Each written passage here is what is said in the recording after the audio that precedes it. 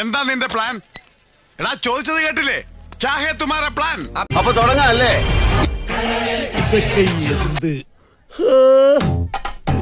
എല്ലാവരോടും എനിക്കൊന്നേ പറയാനുള്ളൂ, ഇതൊരു മഹാസംഭവമാണ്. പൊങ്ങണില്ല ചേട്ടാ. പൊങ്ങണില്ല എന്നുള്ളത് ഇങ്ങനെ വിളിച്ചു പറയണ്ട. എല്ലാവരും കേട്ടാ എന്താ വിചാരിക്കുക?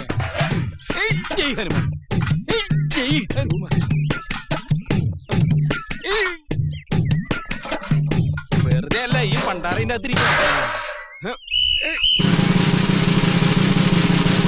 എന്തോ ഇത്രയും വലിയ ഗതികെട്ടവൻ ഈ ലോകത്ത് വേറെ ആരെങ്കിലും ഉണ്ടാവും എന്റെ കർത്താവേ. ചിലപ്പോ തോന്നും നീ ഒരു കോമാളിയാന്ന്, ചിലപ്പോ തോന്നും നീ വലിയൊരാളാന്ന്. ഓഹോ, സത്യത്തില് നീ ആരാ?